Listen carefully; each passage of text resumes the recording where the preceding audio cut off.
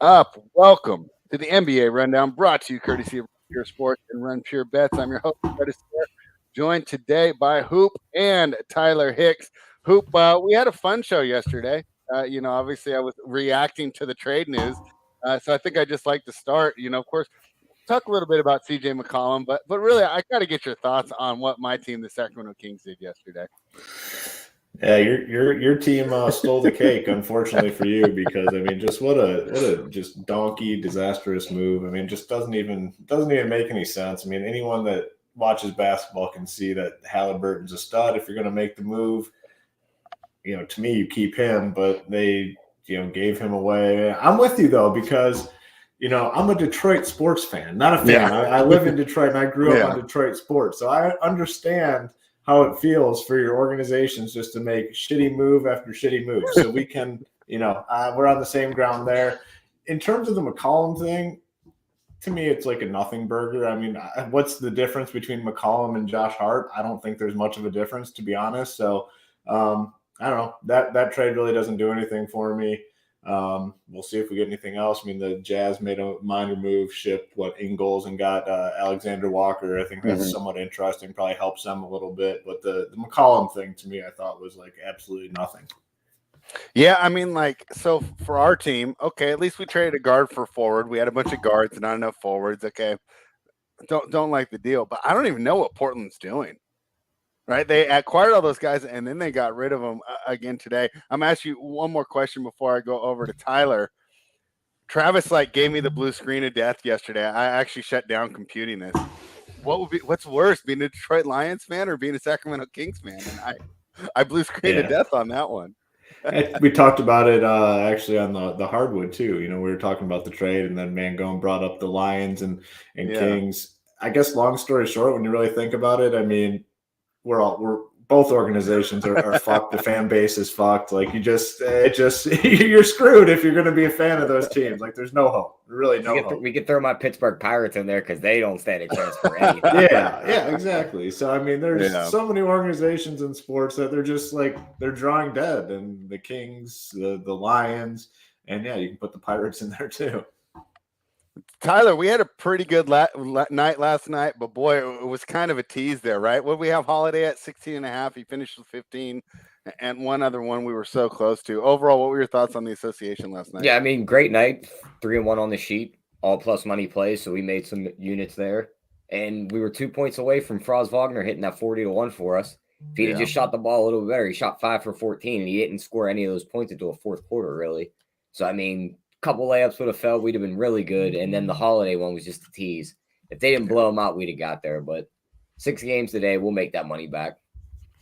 Yeah, no, I'm looking to make the money back. I mean, it was a home run parlay, right? But I really thought we were going to be on here thumping our chests again, right? And it would give me something to offset the sadness of the trade yesterday. But I spent 24 hours. I'm talking myself into it. I think they call it Stockholm syndrome.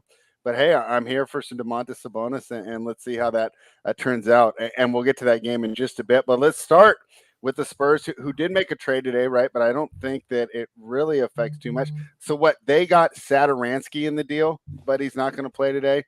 And I didn't even see who they sent out. I think it's just a pick, I'm pretty sure. Yeah, so they're not really losing anyone. So I guess it doesn't really affect it that much.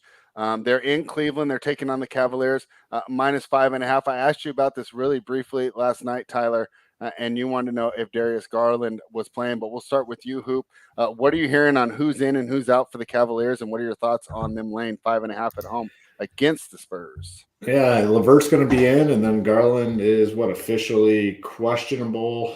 Pretty big news.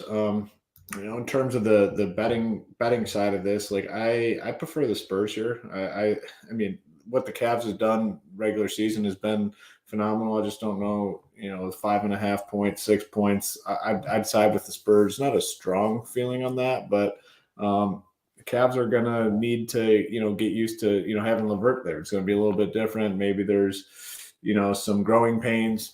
I'll side with the Spurs. In terms of DFS, though, not a ton here. It's kind of a tough DFS slate, to be honest with you. It's kind of a tough betting slate, I think, too. Hopefully Tyler has some props for us, because in terms of the games, I don't have any super strong leans. Evan Mobley, 6.8K on DraftKings. I think he's a play. He's been a little rough lately. And, with LeVert in there, less usage as well. He would be a better play, obviously, if Garland's out. Jared Allen had the big game, 2 games ago, and then followed up with 40 last game. I think he's fine option if you have the money. LeVert, I'm not going to pay the 9K for LeVert. Wouldn't be surprised if he's not, full minutes right out of the gate here. And then on the Spurs side, Jakob Poeltl, I've been playing a lot this season, but the price is up there now, 7.5K. Like that's a big boy price tag, but he's been very productive for fantasy purposes. DeJounte Murray, slight interest. I think I prefer other studs on the slate. So overall, not a great fantasy game here. Would get a little bit better if Garland were to be ruled out. And then my lean would be the Spurs side from a betting perspective. And I think I'd be fine fading Poeltl against this big Cavs lineup, right? A lot of times, right, he's doing that against guys that are 6'9", right, 6'10", just kind of the teams that like to go small.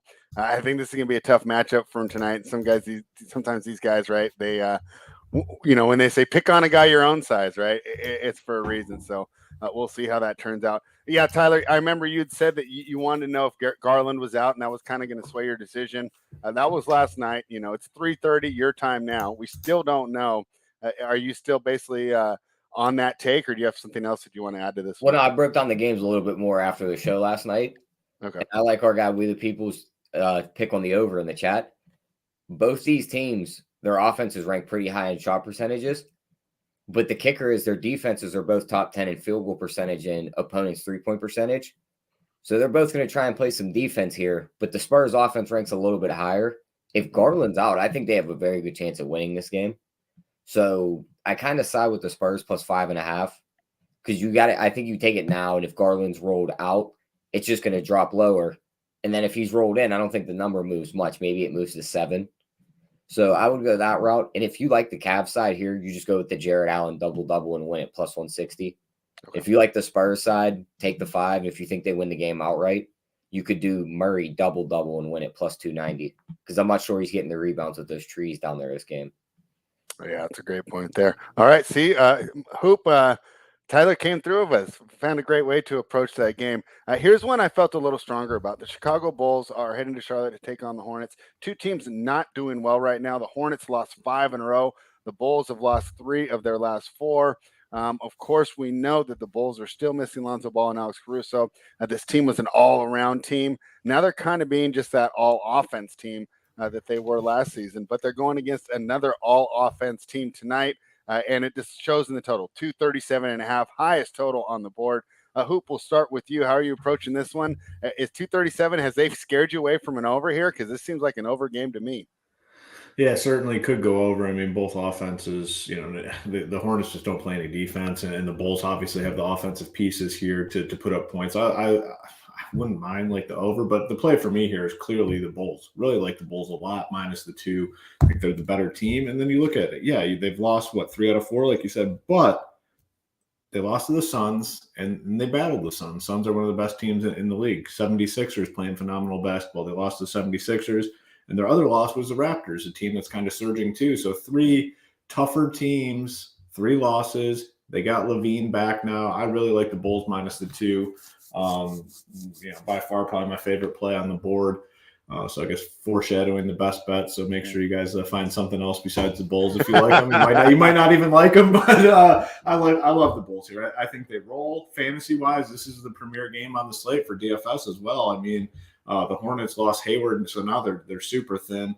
You can play all of LaMelo Ball, Terry Rozier, Miles Bridges, PJ Washington, and Kelly Oubre. I think all 5 of those guys are some of the best options on the slate.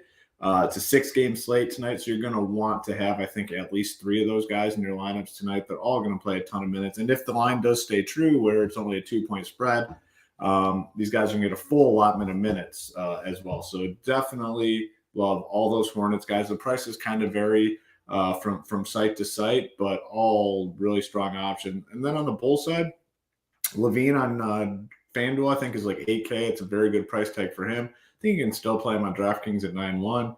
Really like DeRozan here as well. I mean, he's been probably one of the more steady fantasy producers all season long. I mean, he's going to get you between 40 and 55 fantasy points. He's done it almost every single night this season. Just you pull up the game log, his last 10, 11 games have been in that range. Actually, he's shown 60 fantasy point upside too. So I think he's a strong option. Vooch is the one guy I'm a little down on. It just seems like, everything that DeRozan's doing out there is kind of taking away from Vooch's production. Still wouldn't X him out if you're building a bunch of teams tonight. I would include him. But Levine on FanDuel, strong option. DeRozan on both sides. And all those Hornets guys are just really, really strong options tonight. All right. Well, Tyler, Mike and I both like the Bulls here. Are you going to go the other way, or you want to make it a consensus? I just got a couple pointers I want to make on this game. Okay. Charlotte does rank 30th in field goal percentage, 29th in three-point percentage their last 5 games. You look at the teams they played, Miami, Cleveland, Boston, Toronto, and the Clippers. I hear 4 teams that play some of the best defense in the league against a team that doesn't want to play any defense. Now they play a team that's ranked 27th in opponents' field goal percentage and 27th in three-point percentage. And they just lost Io for this game, who's one of their better defenders recently. They're not playing any defense tonight. Rozier's going to have a day. Bridges should have himself a day. I could see LaMelo maybe triple-doubling in this spot. I kind of like Charlotte here, spread. I think they can win this game. I think they're going to get back on track right here. Yeah, I mean, it's a 2-point spread for a reason, right? I mean, Chicago's not laying 7 here, and I think you make a great argument there. But all I heard, Tyler, right, was arguments for the over too. Oh yeah, right? over is definitely the play. Yeah. And then for the player performance doubles, if you like the Bulls, I think you take DeMar 30 plus and win. You're getting that over 2-1. And if you like the Hornets side, I like Bridges 20 plus and them win, because he's just going to shoot the ball a ton here. Or if you want to target a Rozier 20 plus and win. All right. I think, So 2 of us like the Bulls. Tyler made some great points there for the Hornets. The over 237. This should be a high-scoring game. And, of course, that will correlate well to getting some high fantasy production. Let's talk about the Toronto Raptors, who are headed to Oklahoma City Thunder. Tyler, they just don't learn. They keep giving the Thunder double digits. I want to take the Thunder plus 10, but I think you're going to be the opposite. What are your thoughts? Yeah, give me Toronto in this spot. I mean, both teams playing solid defense lately, top 12 in field goal percentage, opponents, three-point percentage. But the length for the Raptors is just going to give OKC so much troubles. I'm not sure how they score. They barely beat the Raptors in their early matchup in this year, and they had SGA in that matchup. He's not here to save the day. They said they're limiting Giddey to 30 minutes a game now over the next couple weeks. Not really sure why, but he's worn down. They actually spoke about it. Yeah, so he's just going to play less. That's bad for the team. And the Raptors have a better offense. Scotty Barnes is going to absolutely feast. Siakam's going to feast. Maybe they slow down Van Fleet with Dort, but everyone else is just going to eat them up. So give me Toronto in this spot. All right. Yeah, so we're opposite once again. And Hoop, I think, at Run Pier pretty sharp, right? Because Giddey was getting high ownership almost every night, but he was only coming through like 1 out of every 4 games, right? Now I think this quote scares him off, right? And kind of losing an edge because we weren't overvaluing him. But go ahead and break the tie. I like the Thunder to keep it close again, 32-18 against the spread this year because they keep catching 10 or more points. What are your thoughts? Yeah, I mean, Giddey being limited, scares me. I'm with Tyler here. I'm gonna be on the Raptors side. I mean, they're playing solid basketball. I love what Siakam's doing out there. Siakam's just doing everything. Scoring, rebounding, assists, just very active. I like their squad, and the Thunder kind of in somewhat disarray with their roster right now. No SGA. They just cut the dude that was starting at center. Yeah, they cut him. So who the hell knows what's going on? I'll side with Toronto. Fantasy-wise, though, it's not much here. I mean, my favorite play would probably be Siakam. I think you can play Gary Trent Jr. I mean, he's had a lot of really solid games over the course of the last few weeks, knocking down a ton of threes. So I think he's fine. I think Siakam's fine. On the Thunder side, I'm not going to mess with anyone really on the Thunder side fantasy-wise. When you start hearing the coaches talk about resting guys or limiting their minutes, It's just not good. Is that going to stretch out to anyone else? Who knows? I'll be off the Thunder, but Siakam and Trent, I think, are fine options. Yeah, and you brought up Siakam over the last 7 games because the Raptors won 6 in a row. Maybe it was last 6 games. Siakam averaging 25 points, 11 rebounds, and 5.5 assists. So he's definitely been getting it done there for the Raptors.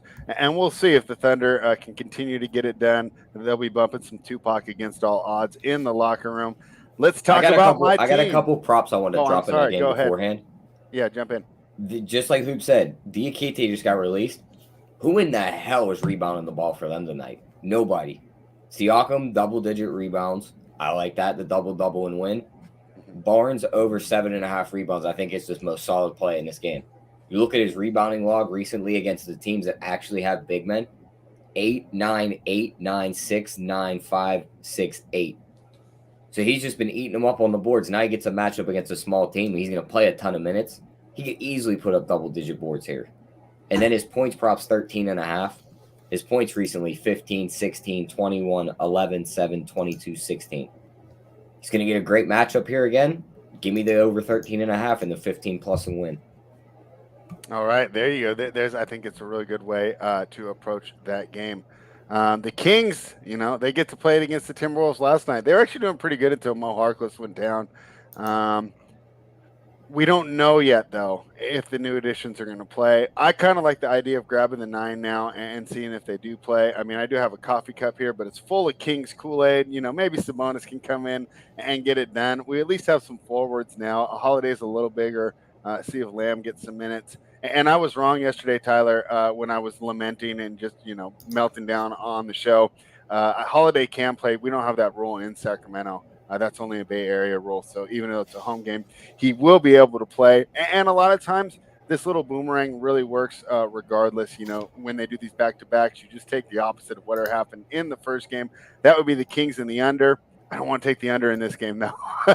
We saw that lack of defense being played last night, and I still don't trust this team defensively. But I do think the Kings can at least cover here. Start with you, Tyler.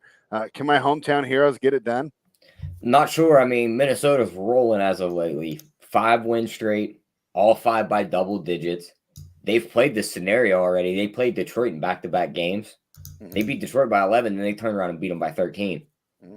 If half these guys on this questionable report don't play for the Kings spread, they're going to smack them by 15. Yeah, that's the thing. You're almost gambling on if they play those guys tonight. Yeah, if they're out, you don't want them. They just listed D'Angelo Russell as questionable. Now, maybe if he doesn't play, if you're still close to that 9, I would take the Kings. If he's in, they're going to win this game by double digits, though, I think. So he's in, give me the T-Wolves. If he's out, I'll probably just stay away from the whole game. If you want to bet it, I'd probably take the Kings. Yeah. All right. Hoop, what do you think? They continue. They're listing a bunch of guys now as questionable. D'Angelo Russell, Anthony Edwards, and Patrick Beverly, all questionable. Naz Reid also just came across. Yeah, so muddies up the situation a little bit. If the number's still out there, maybe grab the 9 for the Kings and hope a couple of these guys sit. No strong lean, though. I mean, who the hell knows with the Kings? You just don't know with the Kings. Fantasy-wise, it's difficult, too, because we need to see if these guys are in or out. Like if D'Angelo Russell and Anthony Edwards sit, and now they're just still adding guys, Okogie, Naz Reid. So, if those main guys sit, Karl Anthony Towns, who's not popping up as a questionable guy, would be an elite option tonight on the slate for fantasy purposes. The problem is 10 p.m. Eastern game. The slate locks at 7, makes it somewhat difficult. But if you are grinding out this edge, you can get it. Or if you're grinding out this news, you can get a pretty big edge. We need the news here. I mean, now there's 13 guys listed as questionable. Yeah. If a big chunk of them sit, there's going to be some good fantasy options. Like if all those bigs for Sacramento sit, then Damon Jones and Metu become really solid options again. If Sabonis plays, you can't play those guys. So for this game, you got to grind out the news. I mean, there's just nothing to really do here until we know who's in and who's out, and you're not going to know for a long time. So you got to think, you got to be doing multiple entries here, right? But the advantage is there's 2 other games in this time slot. So let's say everybody's ruled in. you could just get off the game. You still have the spend ups available in the Lakers game, and the Lakers have a great matchup, and we'll get right to that, right? And then the Warriors, right? So you mean, really, are you gonna be too upset if you end up having to play Steph Curry, right? Because the news doesn't go your way. So at least it's not a standalone game where, if you're setting it up. But I think there is a great LeBron opportunity just hit the here. questionable report. Do you think he sits? It says his knee. Do you want to go straight to that game then right now? Because I think this is all kind of correlated. They just went off the board. But it was -9 right before it went off, I think it was. Or -8. Somewhere right around there. I just saw it real quick. And it seemed like a get right spot. If Russ is questionable, you know who's coming after this. Mr. Injury Report himself. Yeah. Well, they should just tag Westbrook as questionable the rest of the season. I mean, I don't know why they they're look playing him. Fed up with him on the bench at the end of the game last night. It just trying to motivate him. At this point, why even play him? He's terrible. He's so bad. He's not going to help you win ball games. He's only going to hurt you. I mean, literally hurt you in terms of winning games. They just got to be done with him. I don't know what his connection is. You're bad when Giannis could have blocked your shot into the 5th row from 4 feet away. Yeah. And he just lets you shoot it because he knows it's not going in. Yeah. I mean, it's just a train wreck. I mean, he just is awful. Yeah, and it's too bad behind all that Westbrook news, we couldn't really do the victory lap on Jonathan Nelson of Giannis just eating AD's lunch. It's just so much fun going back 2 years ago when people were saying that AD was better than Giannis. So much fun revisiting those takes on Twitter.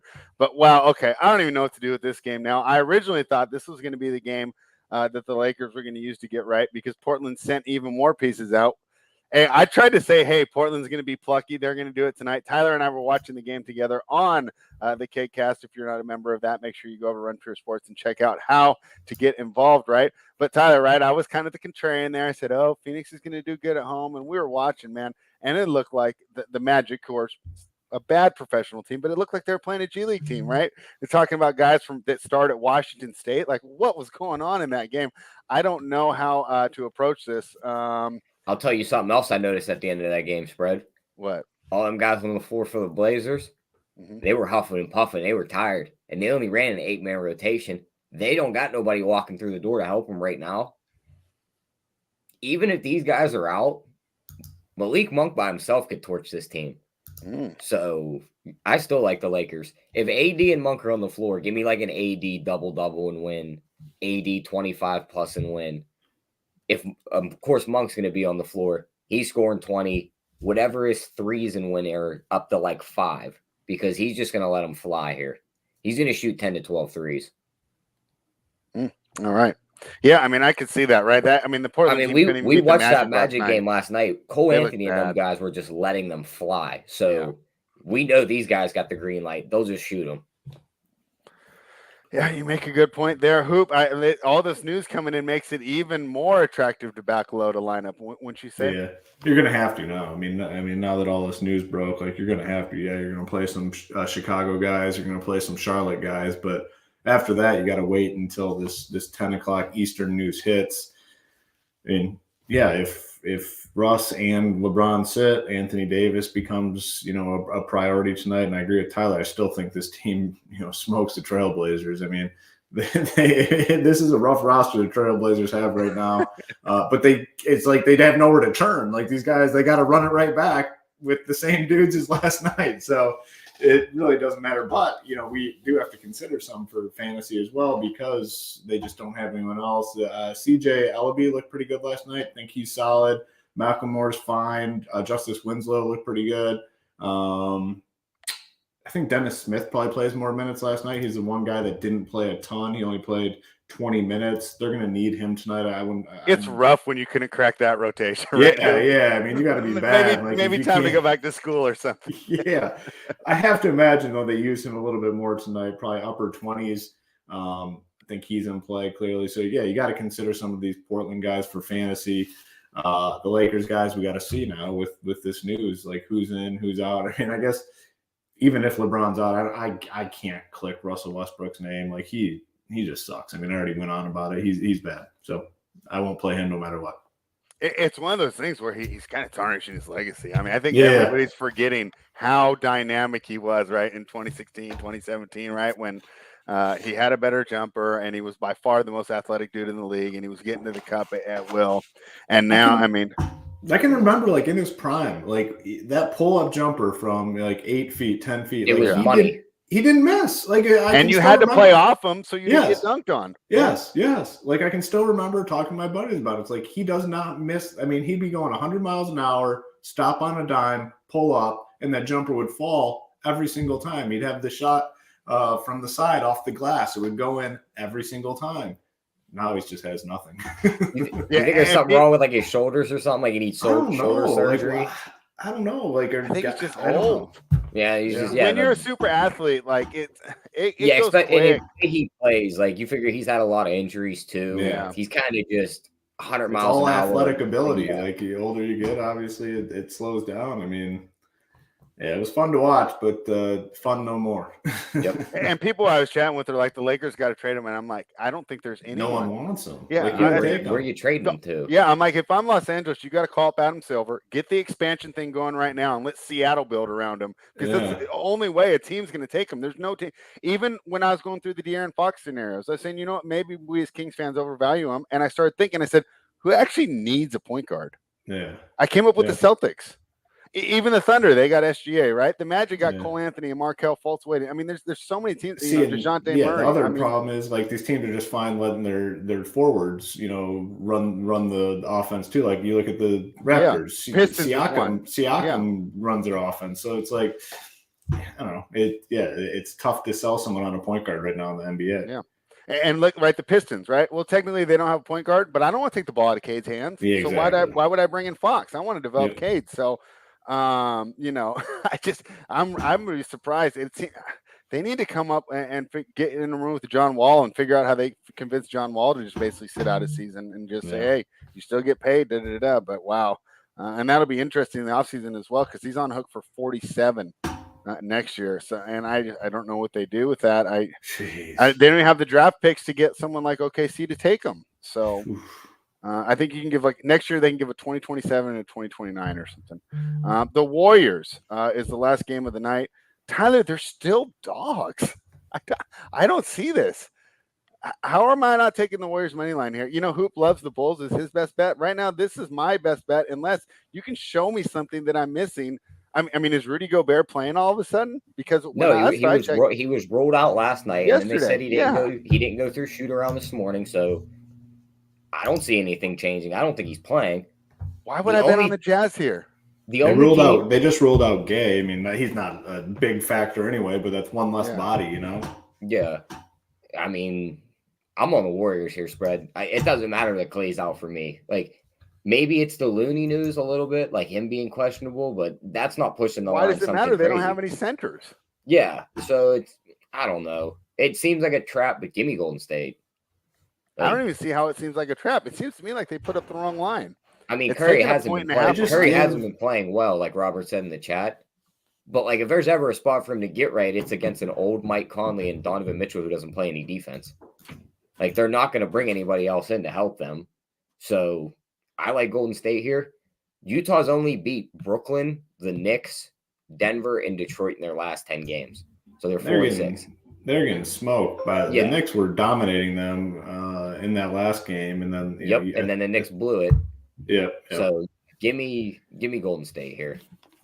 This is this is the one that really shocked me. What are your thoughts, Hoop? Yeah, I mean, I'm with you. I mean, you look at this, you look at this Jazz roster, and it's like it's Donovan Mitchell really or bust. I mean, the only way I can see the Jazz winning this game is if Donovan Mitchell goes bonkers. Now, the one thing that makes that argument strong is the fact that he looked pretty good. He looked pretty good last game, but it's not going to be enough to beat the Warriors. So I'm with you guys. Like, give me the Jazz, or give me the Warriors in the spot for sure. I mean, you're getting 2 points, arguably the best team in the NBA. Sign me up. All right. Anyone that we're targeting in that game, right? Because say everybody ends up playing, you got to kind of you kind of got to switch to that game here. Of course, we're waiting for the news, but the pivots will be available for the Jazz Warriors game. Like, let's say everybody's ruled in. Is there anyone in particular that you would be looking for, Hoop? Yeah, so I mean, the one guy I do actually like is Donovan Mitchell in this game. Like he did look good, and like I said, he's going to have to do absolutely everything for the Jazz tonight. He was solid. I played him the other night. Looked good. The first game back only played 22 minutes. This game he got up to 36, 58 fantasy points. Definitely in on him. Klay Thompson's out, right? Yeah. Clay's out. So I do have interest in Steph tonight. I think he's a strong option. But a lot of what you do in this game depends on the news in these other games. There's so many questionable guys now in that Lakers. There's so many questionable guys for the Timberwolves and the Kings. Like if those Timberwolf guys are out, you got to play Karl Anthony Towns over anyone in this game. If Westbrook is ruled out, that makes LeBron and Anthony Davis stronger options because he won't be out there fucking up the offense. So it's hard to commit to plays in this game without knowing that later news. Long story short, we're going to have to backload here our DFS lineups outside of the Bulls and Hornets game. Those guys are stable plays, especially the Hornets guys. It's going to be a busy night in the Discord tonight as this news filters out, probably after the slate has begun. My idea is I'm going to choose 3 guys from the Bulls, Hornets, and then leave 5 spots open. Do you think that's a good strategy? Yeah, I like that for sure. I mean, I think, like I said, you want at least 3 Charlotte guys for sure. I mean, assuming that game stays close, we got that big total. They're going to play a lot of minutes. So I like definitely getting at least 3 Charlotte guys in there. Oh, and just not even running back with a Bull? I don't know. Some people argue you need to, others don't. Like for me, because this is an injury situation where their main rotation is going to be like 6 guys. I mean, there's probably only going to be 6 guys that get substantial minutes. I don't think you have to run it back, especially because we might get some news later where there are better plays than Levine, there are better plays than DeRozan. So I don't think we have to tonight. Cool. Well, thank you. I think you might just save me a Chicago Bull in my lineup there. But this is going to be a fun night. If you're not in front of your computer or when these games are going on, maybe take the night off. Take the wife or girlfriend out for dinner because I think you're going to be a serious disadvantage. If you try and set your lineup at lock and then head out of the house for a good evening. So definitely they got that going tonight. It's going to favor the people like Travis and JSU and yourself that make the quick pivots. Right, they grab the news and they know where you want to go, just like a chessboard. Okay, this happened. Let's move this and this, and that's why it pays to be in the Discord. If you're not a member, head on over to Run Pure Sports and Hoop. We got a new promo code. You want to fill everyone in on it? Yeah, promo we're running SB56, kind of in honor of Super Bowl 56. But basically, any monthly package on our website, you can get 56% off on that first payment if you want the sports betting content. The Run Pure Bet side, 56% off for a month. If you want DFS and sports betting, 56% off. DFS, sports betting, and SaberSim Optimizer, 56% off. It's the best deal that we've ever run. It's only going to go through Sunday, through the Super Bowl. We have some premium shows dropping here later in the week covering Super Bowl content from a showdown perspective, betting perspective, and then obviously all our other content on the website is included in those monthly packages. So the promo code SB56, like I said, it's the best, most discounted deal that we've run to date. Yep, and as well as all that great stuff that you mentioned, you also get Tyler's handwritten notes in the Discord, which, Tyler, I know you don't like to tout yourself, so I'll go ahead and do it for you. You've been pretty money with that game analysis that you drop in there every day. It is time for the best bets. We kind of know where you're going, Hoops, so why don't you there's no suspense here. Let's just get it out of the way. Best bet of the day, side total prop. Yeah, I mean, the Bulls going against this thin Hornets team. I mean, they've lost a few games, but it's been against tough teams and teams playing well. I think they bounce back tonight, take advantage of this thin roster for the Hornets, and I think they get the win here, cover the 2. So give me the Bulls -2 as my best bet. All right, I like that one too. Tyler, best bet for the day? My best bet's going to be a prop. It's going to be Scotty Barnes over 13.5 points. If you need a side because you can't get that prop, take the Golden State money line. I think they will blow them out in this game. Yeah, that's going to be my play right there. So I like the Golden State Warriors money line. I still can't believe. I thought the line should be -2 by the Warriors. and minus 120 on the money line. Then I'm like, okay, that's a fair line. So we'll see if I'm right. Maybe I'm missing something. Maybe I'll be watching the game tonight. I have a little notepad like yours, Tyler. Maybe I'll put my notes in there. I think they're a little harder to read, right? But maybe I'll take notes while I'm wrong. But I'm happy to jump in there. Tyler, we hit 2 warning track fly balls on the home run parlay, right? I mean, those things looked like they were going out and just fell right in the glove of the center fielder, right at the 399 foot mark. Do you have a full home run for the people today? Yeah, here, we'll make one with all of our best bets. We like Golden State. Okay. We could do Steph 25 plus points and win it plus 220. Well, that is our first leg. Okay. Hoop likes the Bulls. I think DeMar DeRozan absolutely feasts on them. We could do 25 plus and win or 30 plus and win. What do you guys like 25. better? Let's play it safe. I don't want to get another warning track. All right, so 25 plus and win. And then we'll go to the Raptors game. And we can add Barnes 15 plus and win at plus 144. That one gives you 18 to 1. 18 Nice. to 1. All right. I like those. I've been playing those.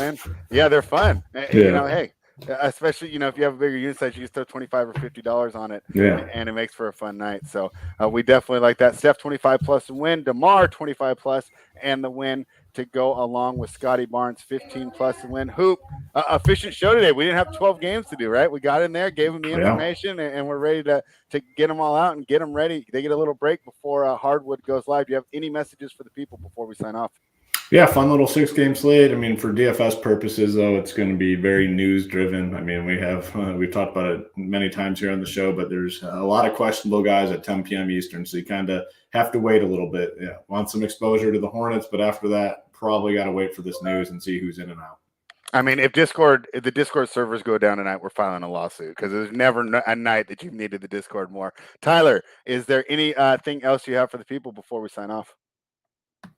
Nope, that's it. Just be back tomorrow at 3:30 p.m. We'll be back with another rundown. Yeah, let's hope hopefully touting that parlay winner. Yeah, hopefully we knock it out of the park tonight. Everybody, thank you for joining us.